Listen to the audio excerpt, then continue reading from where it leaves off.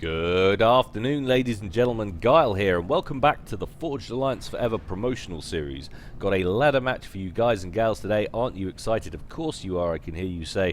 Before that, though, I just want to do my spiel, if you will bear with me for a couple of moments, for the benefit of my newer subscribers. If you like what it is you're looking at, guys, but you're not exactly 100% sure what it is you're looking at, the game is Supreme Commander Forged Alliance, not Supreme Commander 2. It's available for download on Steam for £10 or $15 or whatever the equivalent is in your local currency, and all you need to do to come play with us all once you have that game installed, it doesn't matter whether you've got the physical tangible retail copy or a digital download edition, all you need to do is download the Forged Alliance Forever multiplayer client. You can find that in the description below this video, or at least a link to it, and that will allow you to come and chat with us, play games, and play with any of 700 players that are online at peak times, and play with all of the integrated mods, browse the replay vaults, browse the map vaults. Lots of very cool funky features that Zep has put in place, and we love him for it. Amazing job done. Right, on to today's game. It's going to take place on Whitefire, and if I listen very carefully, I think I can hear the players gating in. So let's head on over to the game zone and see how they are going to get on. Whitefire, super excited about the fact that this got in at the last vote for ladder maps. Huge fan of this. Of course, typically a 3v3 works beautifully in the 1v1 situation though, and I just basically love any kind of 10k map where there's water dividing the two starting locations, because I'm a huge fan of the naval play in Supreme Commander. It's part of what I think goes to make the game as good as it is. Very exciting and diverse to see. But anyway, taking a look at the players and their starting locations, up here at the top right in the blue corner, going UEF and first air, we have RA's Mad Mozart. I have it on good authority that RA is a newly introduced Russian clan into FAF, and not really sure whether it has any intrinsic link to Red Alliance. RA from EVE Online, that's where I know RA from, and they're of course a Russian group or clan or alliance, and I don't know whether it's just the whole RA Red Alliance red stuff generally is the accepted formula if you're from Russia and you're getting into a clan. But anyway, he's with us, and I'm glad to cast one of his games. He's been on at me to do so for a long time, and congratulations, you made it. Good job. And he's actually opening on a transport, so we'll take a look at where he's sending that. I'm going to guess it's going to go down to the bottom, but we'll take a look at that in just a second after we've had a look at his opponent down here. In the red corner going Cybran, it's Vor's Mad Stalk, so the two Mads sharing nothing in common except their psychosis. He's going first land, second air, lots of PGens, so we're going to see some bomber harass, I imagine, in the near future. And that transport is away on the right-hand side, and that's the key thing. Generally, if you're starting up here at the top, your avenue for attack initially will be to go down here, and likewise, of course, at the bottom, to snag the outward starting location. It's the furthest, most exposed. You start pumping out T1 spam and sending it at your opponent. And looks like Mozart is going to get the drop on this. He's going to get down there first. Two engineers dropped off, and immediately a large group of factories queued up. He's going to get his spam rolling very quickly indeed. And we've got a bomber on the loose now, heading over to the left-hand side. See where he's going, sort of bottom left. There is a vulnerable engineer here. Question is, will Mozart have seen it with his interceptor, which just got shot down, lost that little air fight down there. He seems to be beelining straight for it, and the bomb gets released, takes out that engineer long before that hydro is even half completed, so slight annoyance there. He's hanging a Louis and going after another signature. Unfortunately, it's the ACU, not going to get any kills there, and he's not going to get a third pass either, as defending interceptors come in to finish him off. But it's Mad Stalk's turn to be aggressive. He's got a bomber up here at the top, and he's hanging a right, gets a bomb off, just manages to clip that engineer. It's enough to take it down. That's super annoying for Mozart. He's not going to be able to snag that wreck. I tell a lie, he's got something coming in now. Where's it going? Straight to drop off. So Mozart on the ball with that. Not going to lose out on the reclaim. Of course, this is version 2 of Whitefire, so smaller amounts of reclaim to start. But look at this. Very cheeky attempt at a mass grab from Madstalk. Drops an engineer off, but Mozart's on the ball and wins the reclaim race and secures that wreck. So like I was saying, yeah, this is version 2 of Whitefire. Classically, you get a lot of Salem wrecks. I think it's like 4 or 5 in the Bay Area and down here. But that would be an awful lot of mass for just one player.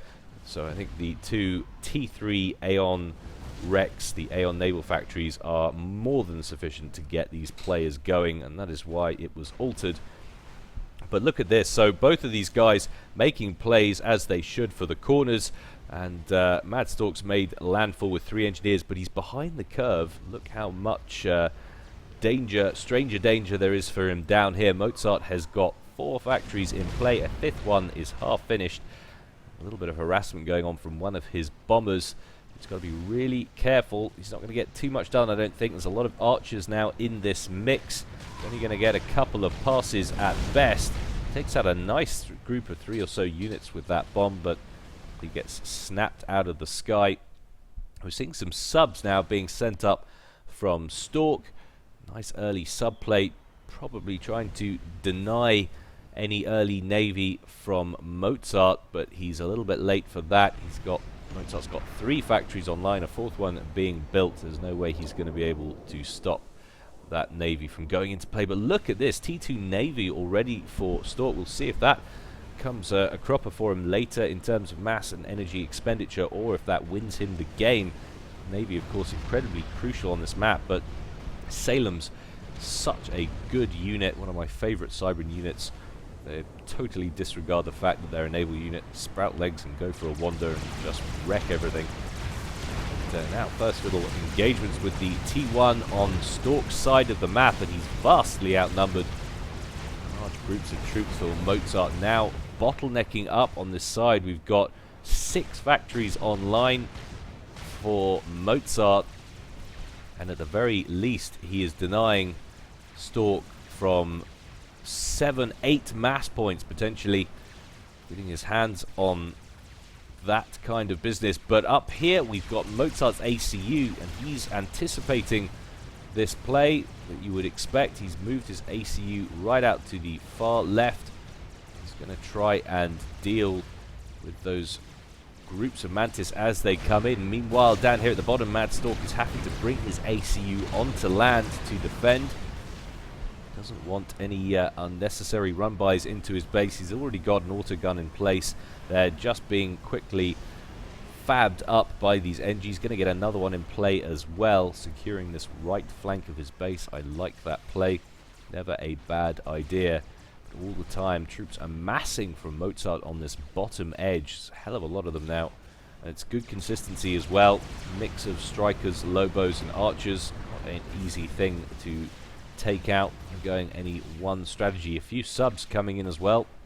Some Tiger Sharks from Mozart. Going to try a little bit of a naval counter-offensive, but it's not going to have any joy there as a Salem is about to roll off the lot. There he goes. And that will be all kinds of trouble. Immediately starts working on a T1 torpedo launcher to help with that, and a bunch of reinforcing slivers coming in as well. This attack is doomed. Tiger Shark's not going to get anything done here at all. All getting rinsed one by one. Now Madstalk looking quite heavily primaried by this large group of span. He's going to have to make his way into the water, shedding hit points at a rate of knots, heading into the water, going to go down into the red there or thereabouts. Just manages to stay out, 2,500 HP. Now climbing, but Salem sitting on the edge of the naval yards here. Have fun zapping the spam all day. Going to get any significant damage dealt with this attack, Mozart, I shouldn't think. Meanwhile, up here at the top, it's Mozart's turn to take an awful lot of fire from this hefty group of Mantis and Medusas in the mix as well. He's down to around 6,500 HP. He's going to withdraw, not wanting to push that any further than is necessary. You're going to lead with your commander. You want overcharge, which he hasn't got access to yet. He's on around 4,000 power. That's the base amount that you can have. That means he hasn't got energy storage. He can't be overcharging. And really needs to get that rectified if he's going to be that aggressive. What about Mad Stork? What's he looking at? He's also on 4,000 power, so neither of these players going for overcharge yet. I think they should probably think about it, but a nice little drop coming in here from Mozart, going to this sort of forward island. Plays such a significant role in most games on Whitefire, and it looks like 1 Lobo and 5 strikers. Gets a Mex down, another one soon to follow it, so this is a nice little play, mass denial from Mozart. We've got some Mantis coming in to finish it off, but all 4 of those base Mexes will go down. There's only 1 engineer on this island, he's way out over here, but a large air fracas going on as well. We've got T2 air in play as well, some renegades, so Stork making the transition to T2 air and navy pretty early on in this, I'd say, to get them both. Looking at it was probably around 13 minutes or so we got that up in place. Now it's a slight lull in activity, but look at this, groups of troops bottling up for Mozart at both sides of the map, and it looks like he's coming in. He seems to have pretty hefty numbers with him, of course, coupled with the ACU down here as well. He has now got access to overcharge. I should think that'll probably, before too long, be the end of this little base, and if you can secure it significantly earlier than Stork can push him out of this bottom row, this bottom island down here, he will gain a significant advantage. Access to 4 more mass points in the core area and make these 2 safe as well. Units coming forward, but not going to finish off that mass point, I shouldn't think, not with Mozart's ACU standing guard. And look at that, all of those units finished off now for Stork. Mozart coming in for the kill. These 3 factories are doomed. That means that Mozart has secured his continent. He's got a few Salems though in his area. He takes one of them out with some nice Tiger Shark harassment, but a few issues there. He's luckily also made the transition to T2 Navy as well. He's got a Valiant in play, finishing off the last sliver in the area. Actually got a torpedo bomber out or 2, which is interesting because he certainly doesn't have air control. You can see the swarm of inties for Stork. He's actually going to come in and try and defend them, but he's definitely outnumbered, and that's not ideal for Mozart. Shedding air control at this early stage. A few more torpedo bombers coming in, primarying, I imagine, the Salem, trying to give himself an advantage on at least one of these areas, but he's not going to be able to finish it off. He really is just handing Rex to Stork's side of the map, and expending mass for no real gain. But Renegade's going to town now on this group. We aren't seeing any T2 land on this land section for Mozart yet, so still only archers being used to deal with these renegades, and they've got the most effective things. Renegades, T2 gunships in general can tank that T1 mobile anti-air pretty effectively, certainly long enough to dish out nasty amounts of pain. Gradually looks like Stork is managing to get a handle on the situation. It'll be interesting to see actually if Mozart techs up any of these, if he decides to commit to this land base, or he's just using it in terms of a staging post to get himself ahead in the game. I mean, he's certainly ahead now on eco, he's ahead on map control. Whether or not he wants to potentially force a bad situation by trying to hang on to something that's ultimately doomed, I don't know. He's got another factory in play. Be interested to see if that immediately gets teched up to T2. It's in an interesting place. And yes, it is immediately going for T2 on that. Lots of engineers pouring out to assist. So we are getting T2. So he is committing to this attack on this bottom row. He'll be able to deal with these renegades a lot more effectively, that's for certain. But the last of the spam down here at the front is going to go down. Will open the door for land units from Stork to stream in. And Mozart seems to have rectified somewhat the interceptor situation. He comes in for another attack, trying to finish off those gunships. Doesn't want them causing any more of a problem for his forces down here than he has already. Problem is, he's just lost all of his interceptors once again, yielding yet more power in the air to Stork. He's producing them pretty quickly, though, I've got to say. He's got 3 air factories, one of which is up to T2, so he's made the transition to T2 air as well. loads of build capacity on that T2 Naval factory. So game developing very quickly indeed. Have been running it at +2, but I want to continue to do so. Sometimes you get pretty significant lulls in action, and of course one would appear the minute I start talking about it. Look at that, it's not planned, I swear. But bulwarks on the field, it's one of the great things about the UEF Navy, and that's really what makes it a stronger Navy in the late game than Cybran. Cybran are fantastic at the early game. Salem's really, really useful, but later on, definitely the advantage switches to UEF. Huge umbrella shields, although Mozart could do with shielding a little bit better.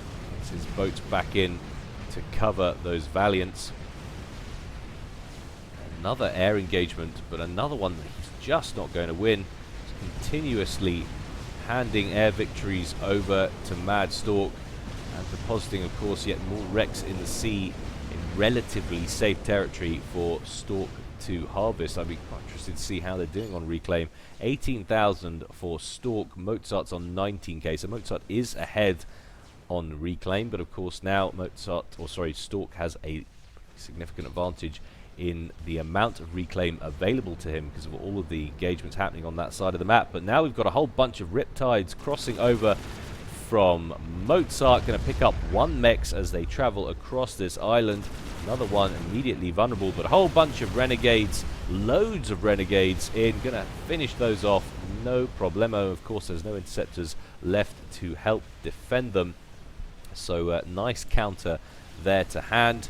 The fact that Stork has gone so heavy in the air could be his one saving grace in this game, despite the fact he hasn't been able to finish this off, and he's not going to anytime soon. We've got a whole group of pillars just ploughing their way through a very unsubstantial group of Mantis, forming a blockade there on the land bridge. Just got annihilated. It's the end of those as those pillars begin to move left. A little bit of a pause there from these guys. My comp is taking unrepeatable bleeps right now, says Stork. Having some kind of laggy issues, that's what that pause was about. Now a nice little engagement in the sea, but look at the Salems just rip through those units from Mozart. He's running away with one Valiant, taking a lot of fire as he goes. I'm surprised if he's going to make it out of that. Surely they will pursue him into the bay and finish him off. There's virtually nothing on the ground, and actually if Stork attacks now, he could gain some traction in this game. Certainly one Valiant nearly dead, another one very nearly dead. Need to focus on this one here. 470 hit points only. It's going to matter any great deal. Excuse my phone going off in the background. It's the one time in my life I forget to put it on silent before I do one of these things, but yet more ground being gained from this little T2 push from Mozart, and he's got some flapjacks in the mix as well. T2 mobile missile launchers, so he'll be able to range this quite nicely, but his biggest problem is going to be these gunships. Renegades will be able to deal with them all day. Of course, they've also got to traverse this little land section where you've got Salem cover, so despite the fact that it's a nasty looking production facility down here, it's going to be quite hard for Mozart to finish him off or deal any sort of critical damage. Now he has a really big naval problem. He's tried to counter it with Riptides. Of course, these gunships still causing him headaches. Serious air control in Stork's hands as he pushes forward with 3 slivers and 2 Salems, firing at range. Takes out a T2 mass point. It's the first time for a while we've seen any kind of threat to Mozart's side of the map. It's actually produced a governor. Governor's all well and good, but it would be my ship of choice right now. Excellent once you've got passage to someone's base. I suppose it doesn't make sense actually on second thoughts. He's got this renegade problem he's been unable to deal with. So get a cruiser under the shield and try and thin that air out. If you can provoke a air fight over the top of this cruiser, that would be ideal, which I think is what he's trying to do. It looks like Stork took the bait a little bit and is now potentially on the run. stops there, and now the fight is really kicking off, and that's a slight mistake from Mozart. He moved too far forward, although he is going to drag these inties over that cruiser. A few of them are going to get zapped out of the sky. It's a very interesting game, the way this is developing so far. Nice to see as well some mermaids, the intelligence boats, in play for Stork.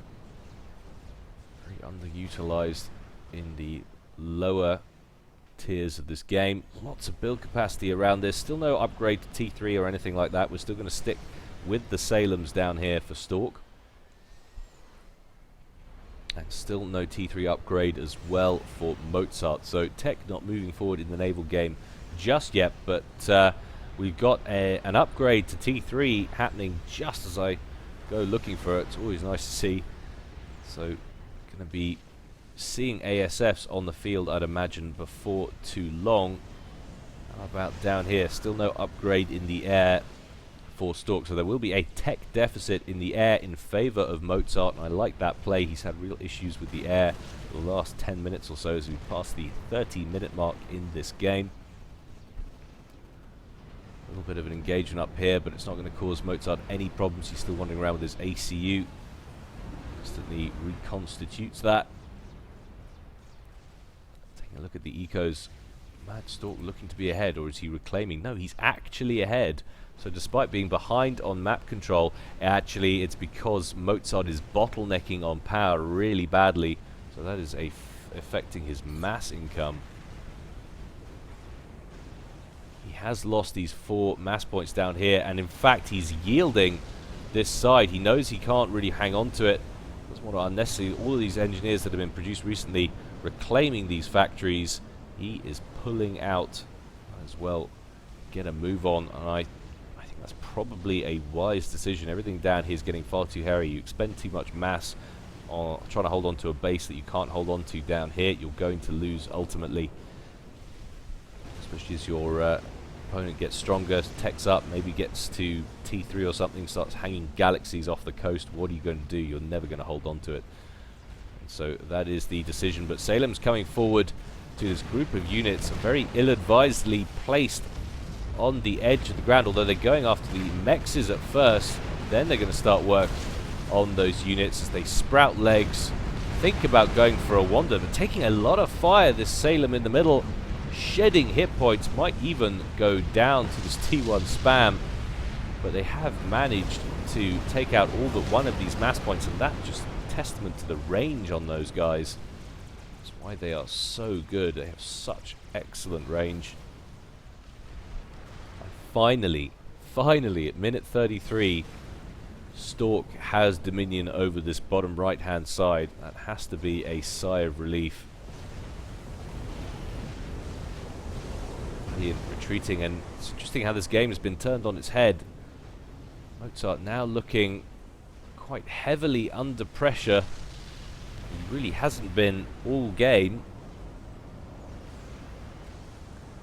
Still producing interceptors, but we're seeing the first ASFs in play now as they swat a couple of renegades. So that is the end really of the T2 gunship threat. Are we seeing any reactionary upgrade to T3 air? Not as yet. Still just a T2 and a T1 air factory in place for Stork. This Navy's looking a little bit grisly. Actually, that's a lot of Valiants as well, hanging about underneath that bulwark.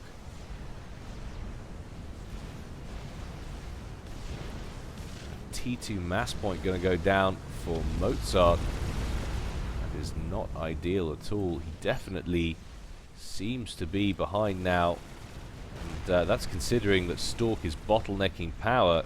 He's still behind just, but that's a lot of Riptides. Beautiful counter to Navy is to come out with these T2 floating tanks. Blazes, Riptides, Renegades coming in. The question is, where are the ASFs? They're all the way over here. A lot of Riptides are going to die before they turn up to deal with these things, but they come in for a pass with the interceptors first.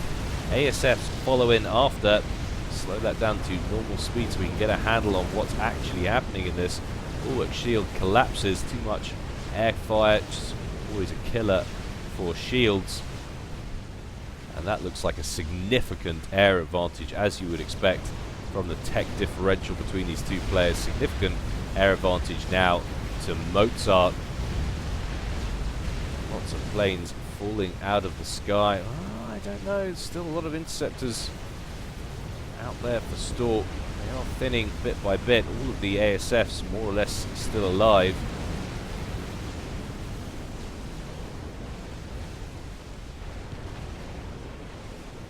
I think you can push a little bit too hard sometimes with your Navy. It seems like that might be happening down here. One cruiser, one Governor and two Valiants. Now down to one Valiant as the forward one goes pop. Bulwark is gone.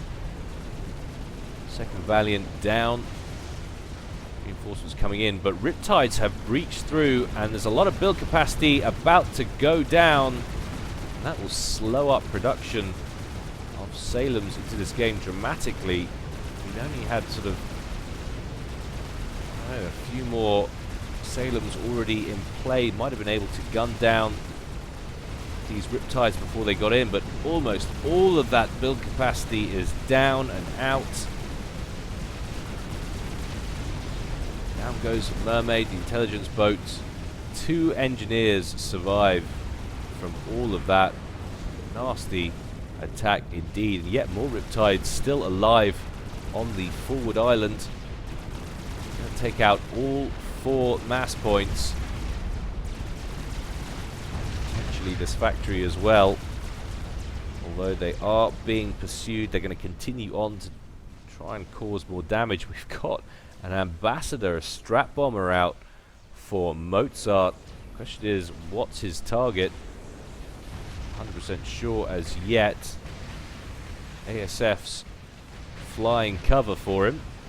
Be going straight for the center of the base, going after the power.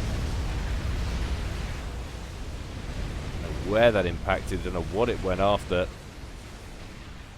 Answers on a postcard for that one. Looked like he was going after the power, but it certainly didn't impact. Heard the bomb go.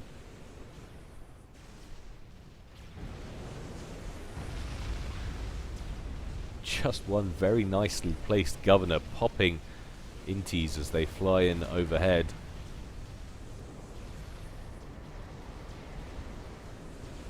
Once again, another one of these lulls, more or less. Cooper on the run with a depleted bulwark for cover. Both going to go down. Now this Governor needs to be a little bit careful. He's going to have slivers coming for him. A type of unit which he can do nothing about. Makes his run around the island. Needs to head on back, and there's nothing in the ocean now for Mozart. He's lost all of his navy. Producing more as best he and as quickly as he can. Valiant in the mix. And this is what we're talking about with NGMod as well. I've said it a few times, and incidentally I'm going to have another little explanation, guys, for those of you who are still not clear on the concept. It's trying to get rid of this whole scenario where you have a bunch of redundant T1 factories and one key teched up factory with 1 million engineers around it supporting it. But we'll go into that a little bit later. It'd be nice to see what it's like when that enters circulation, as it looks like it's going to, judging by how well the votes are going. But that Governor has been sunk. Slivers doing their job, an awful lot of them. And really farming up the eco now. Mozart getting the mass storage around the mexes. Torpedo bombers shadowing that group of slivers. Going to get one more pass in potentially before they all get wiped out from a horde of ASFs coming in now from Stork. Down they go.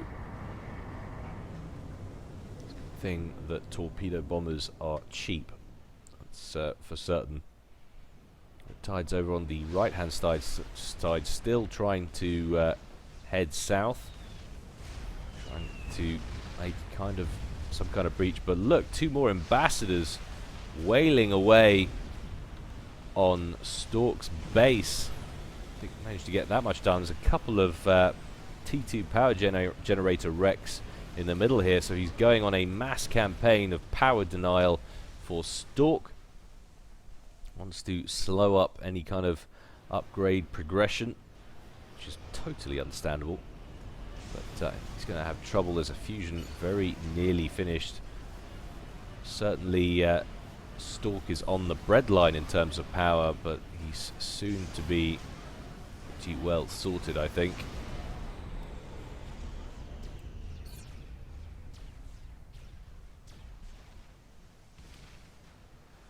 More little feigned engagements in the middle.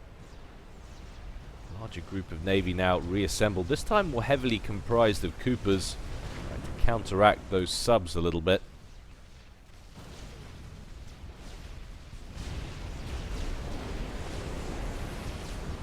Mozart, if he's going to stay in this naval game, I think he really needs to make the transition to T3. Get a few Neptunes and Summits underneath some bulwarks, some shielding, with a couple of governors in there. It's the mix you really, really want. Another group of Riptides coming in, focusing on this forward, most northern Salem. Shield boat coming in to cover them. Salem down, another one soon to follow. We think as they change the cruiser, it's a higher priority. Down it goes, down the Salem goes. See just how well floating tanks can counter Navy. En masse, harder for these kind of Alpha Strike vehicles to deal with. Another Salem down, so 3 Salems down and a Siren cruiser. Push all the way. It's amazing how a small group of land units, well, amphibious units, have bullied this fleet back to base, and it's offered Mozart a nice reprieve, who is doing finally what I hoped he would. He's upgrading that naval factory to T3. He was obviously focusing on eco pretty heavily, all the mass storage around these, and he's caught up dramatically on the eco front. Still no T3 Navy though for Stork. Just the T3 Air for the moment. And we're seeing some T3 ships now in production. Looks to me like a Neptune battlecruiser, I think. I can tell by that image, but T1 bombers coming out as well for Mozart, queuing up here at the top. Interesting to see what he plans to do with those. Still can be effective even in late game if your target selection is good and your intel is good. Expect to only get one pass at this. Definitely going to prioritize the Navy. Sirens though shredding them to pieces as they come in over the top. Sure they hit anything if I'm honest. Another group of Riptides coming in, primarying that Salem that's most exposed. Tries to get away, of course, significantly faster than the amphibious tanks. One advantage Navy does have.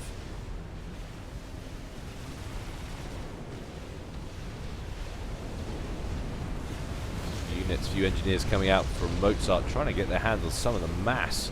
And take a look at it. The ocean is just littered with mass. It's one of the awesome little introductions that was made in FAF. If you play on Steam and not in FAF, you're missing out on little things like that. One Renegade going rogue up here, but look at this.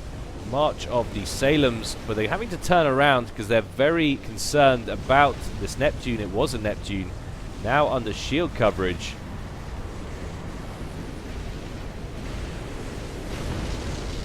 Bang, just alpha striking those destroyers, but very low on health now. Another shield boat comes in to protect it.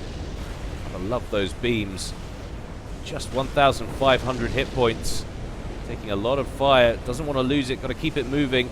Oh, it's a tiny shield blink on there. And that could have just saved Mozart's bacon. He's Stork's left one destroyer up here that has actually picked off all 4 of those T2 mass points. If you can grab those 3 engineers as well, that's a real pain in the left side of the map, if you excuse my expressions. But a Monkey Lord online spammed up incredibly quickly there from Stork, and another one nearly finished as well. So Eco's flying for these 2 gents at the moment. I think some good reclaim is Stork. He was 270s there for a moment. Now we're getting an air engagement, which seems to be, in terms of numeracy, in favor of Mozart. A whole bunch of T1 bombers coming in over the top, and Mozart is going to win that. So that is air control firmly in his hands. Wonder if we'll see a switch to gunship production now that that's the case. And if he does, it could be yet another thing that saves him. In fact, we've already got some on the field. 3 broadswords up here at this side of the map, which could be crucial considering there's a Monkey Lord making his way across the map towards Mozart's base. That other Monkey Lord must nearly be done. He is done, walking along the shoreline over here to the right. But bunches of T1 bombers going after just about everything. Primarying power generators, primarying point defense, but on comes the Monkey Lord. Let's see how Mozart reacts. I imagine everything's going to be pulled in to try and deal with it. Broadsword out. More broadswords being produced.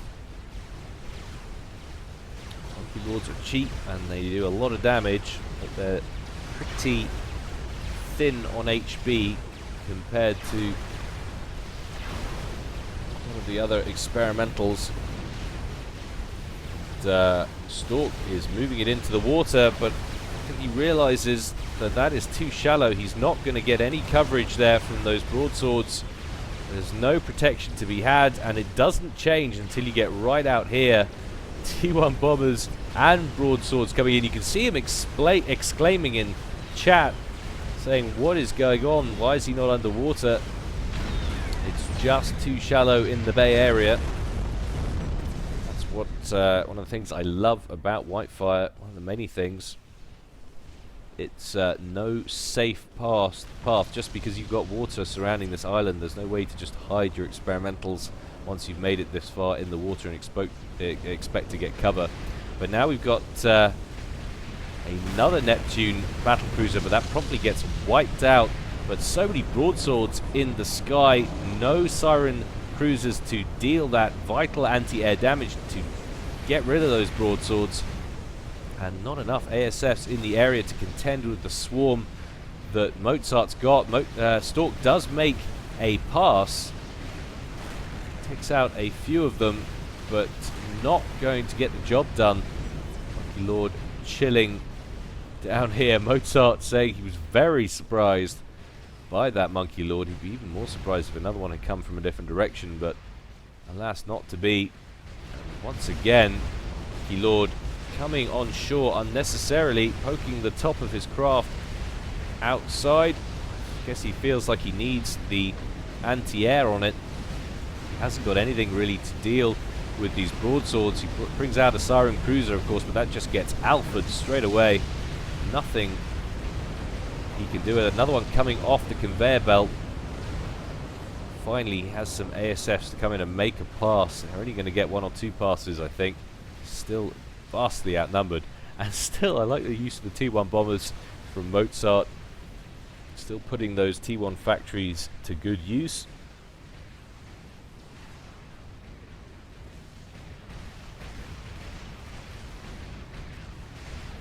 And still, the air firmly in Mozart's corner. So the game has changed hands a couple of times, but things really looking a little bit grim now for Stork. Broadswords out now on the right-hand side. Going to go mass sniping. ASF's coming across from Stork to try and deal with them, but they're going to go right past Mozart's, and once again, probably going to have to lose them all. Very little gain. And I think this could spell the end now for Stork. He's going to get hemmed into this corner of the map. Very little he can do. He's got no real turtleage going on to be able to hold out. And you take a look at the ecos, pretty significant advantage to Mozart. Good 24 mass extra. Yet more Riptides coming across in the middle. And looks like a Summit class battleship, I think, being produced now, if I'm right in saying. Indeed it is. That will cause horrendous damage from distance. And Mozart not even needing to reclaim this wreck, he's just saving it for later. Come the Riptides. One Salem down, another soon to follow, and third getting taken down by passing horde of broadswords. Just popping those on the way in. I like the switch up. Stalker's made those gone hardcore siren. Trying to pop as many of those gunships out of the sky as he can.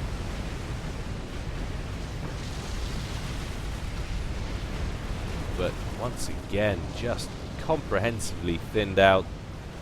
Stork comes in with another pass from ASFs.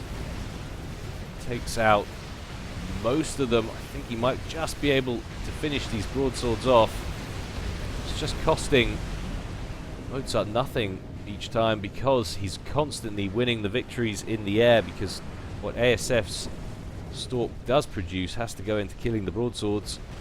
In turn, he then loses the ASF, so it's a continual battering effect. And now they've got a Summit coming their way that can sit off this side of the island, annihilate all of this build capacity, and there will be very much fewer naval units coming out of Mad Stork's camp. And there it rolls up. Don't you just love that sound? You listen to that all day. Boom. Bam! Straight in on the build capacity. That is a nasty siege. Bam! Oh my god. So many units down. Go on, and another one. We're sticking with this shot. There were news articles, or sorry, news reports on the TV about this battle. This would be the shot they would film from.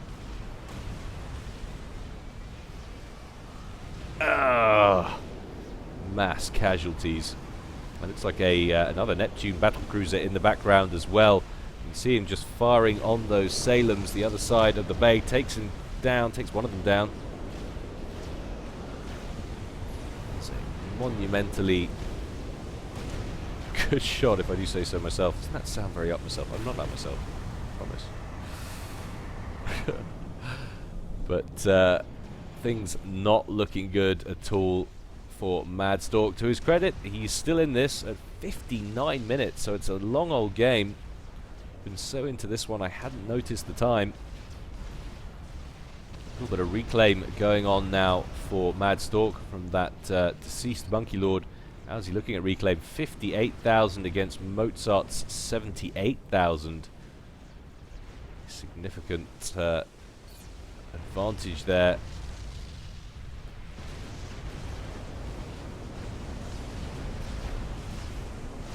Stork could do with moving that Salem back, but he didn't do it in time. Finish off that Valiant. Once again, hordes of broadswords in the sky. How are we doing on ASFs? He's looking a little bit better. We've got another Monkey Lord being spammed up over on the left-hand side. To be honest, if I was Mad Stork, I wouldn't be spending my mass on monkeys. I just wouldn't bother. it will go wholly into ASF. If you get the air initiative back in this game, he could win it. There's no reason why he couldn't even things up and get back into the game, but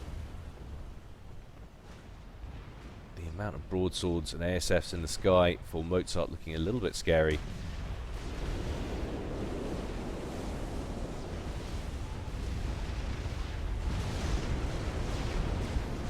That summit moving into the bay. Just missing with his weaponry there, but broadswords coming in, they don't miss. Mermaid down, sail him down, sail him down. Taking out those engineers on that wreck.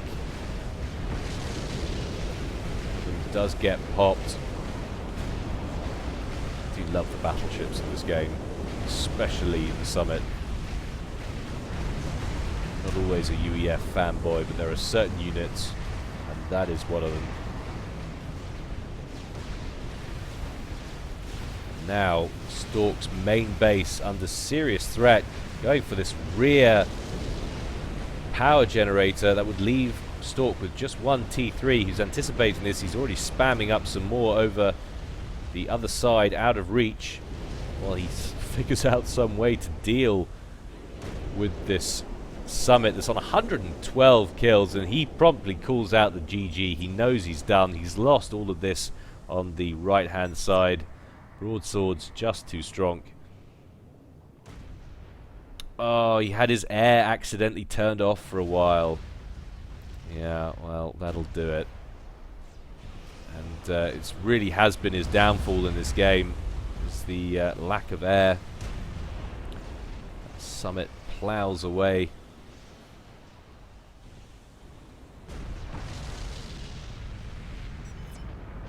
Moments when I thought I was going to 100% lose. It was pretty close. It was.